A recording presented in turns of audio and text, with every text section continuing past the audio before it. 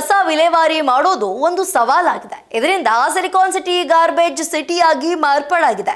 ಎಷ್ಟೇ ಪ್ಲಾನ್ ಮಾಡಿದ್ರು, ಏನೇ ರೂಲ್ಸ್ ತಂದ್ರು, ಎಲ್ಲೆಂದರಲ್ಲಿ ಕಸ ಹಾಕೋರ್ ಸಂಖ್ಯೆ ಮಾತ್ರ ಕಡಿಮೆ ಆಗಿಲ್ಲ. ಈ ಎಲ್ಲಾ ಸಮಸ್ಯೆಗಳಿಗೆ ಬ್ರೇಕ್ ಹಾಕಲು ಜಿಬಿಎ ಹೊಸ ಪ್ಲಾನ್ ಮಾಡಿದೆ.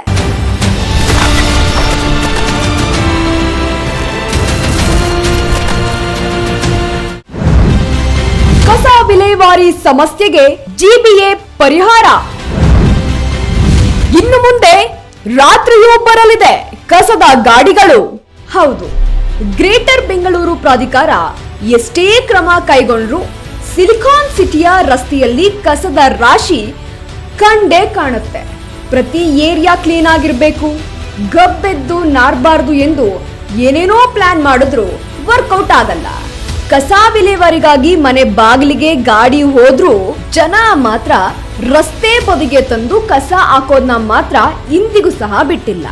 ಇನ್ನು ರಸ್ತೆ ಬದಿ, ಮರದ ಬುಡದಲ್ಲಿ ಹೀಗೆ ಎಲ್ಲೆಂದರಲ್ಲಿ ಕಸ ಸುರಿದು ಅಂತಾರಾಷ್ಟ್ರೀಯ ಮಟ್ಟದಲ್ಲಿ ಬೆಂಗಳೂರಿನ ಹೆಸರನ್ನ ಹಾಳು ಮಾಡಿಬಿಟ್ಟಿದ್ದಾರೆ. ಹೀಗಾಗಿ ಗ್ರೇಟರ್ ಬೆಂಗಳೂರು ಅಥಾರಿಟಿ ಮತ್ತೊಂದು ಹೊಸ ಪ್ಲಾನ್ ಅನ್ನ ಮಾಡಿಕೊಂಡಿದೆ. ರಸ್ತೆಗೆ ಕಸ ಹಾಕಿದ್ರೆ ದಂಡ ಫಿಕ್ಸ್. ಹಗಲು ಡ್ಯೂಟಿಗೆ ಹೋಗೋ ಜನ ಮುಂಜಾನೆ ಕಸ ಹಾಕ್ಲಿಕ್ಕೆ ಸಾಧ್ಯವಾಗಲ್ಲ ಅಂತ ರಾತ್ರಿ ವೇಳೆ ರಸ್ತೆ ಬದಿ ಇಟ್ಟು ಹೋಗ್ತಾರೆ. ಅದೇ ಕಾರಣಕ್ಕೆ ಇದೀಗ ಜಿಬಿಎ ಹೊಸದೊಂದು ಪ್ಲಾನ್ ಅನ್ನ ಮಾಡ್ಕೊಂಡಿದೆ. ಇನ್ಮುಂದೆ ರಾತ್ರಿ ವೇಳೆಯೂ ಸಹ ಕಸದ ಗಾಡಿ ಬರಲಿದೆಯಂತೆ.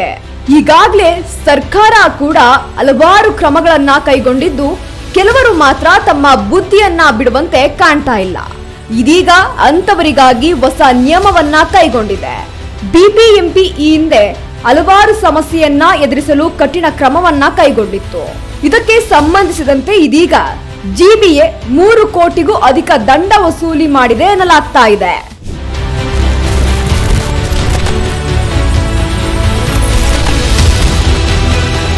ಇನ್ನು ನಗರದಲ್ಲಿ ಕಸ ಎಸೆಯುವುದು, ಅಕ್ರಮ ತ್ಯಾಜ್ಯ ವಿಲೇವಾರಿ ಮತ್ತು ಪ್ಲಾಸ್ಟಿಕ್ ನಿಷೇಧ ಉಲ್ಲಂಘನೆಗಳ ವಿರುದ್ಧ ಜಿಬಿಎ ಮತ್ತು ಬೆಂಗಳೂರು ಘನತ್ಯಾಜ್ಯ ನಿರ್ವಹಣಾ ಲಿಮಿಟೆಡ್ ಖಡಕ್ ನಿರ್ಧಾರಕ್ಕೆ ಬಂದಿದೆ. ಕೇವಲ ಕಸ ಎಸೆಯುವುದು ಮಾತ್ರವಲ್ಲದೆ ಸಾರ್ವಜನಿಕ ಸ್ಥಳಗಳಲ್ಲಿ ಅಕ್ರಮ ತ್ಯಾಜ್ಯ ಸುರಿಯುವುದು ಅಷ್ಟೇ ಅಲ್ಲದೆ ಪ್ಲಾಸ್ಟಿಕ್ ಬಳಸಿದವರ ವಿರುದ್ಧ ದಂಡ ವಿಧಿಸಲಾಗುತ್ತೆ.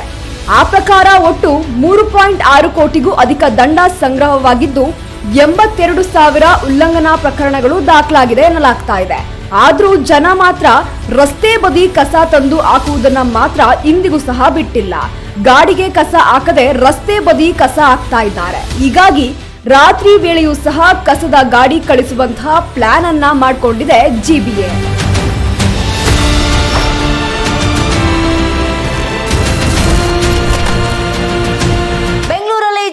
ಕಸ ವಿಲೇವಾರಿಗಾಗಿ ಒಂದಲ್ಲ ಒಂದು ಕ್ರಮ ಕೈಗೊಳ್ಳುತ್ತಲೇ ಇದೆ.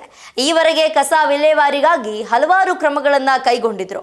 ಅದನ್ನ ಪಾಲಿಸದ ಜನ ಇನ್ಮುಂದೆ ಆದ್ರೂ ಕೈಗೊಂಡ ಕ್ರಮವನ್ನ ಅನುಸರಿಸುತ್ತಾರಾ ಅಥವಾ ಬೆಂಗಳೂರನ್ನು ಮತ್ತಷ್ಟು ಸಮಸ್ಯೆಗೆ ನೂಗ್ತಾರಾ ಕಾದ್ ನೋಡ್ಬೇಕಿದೆ.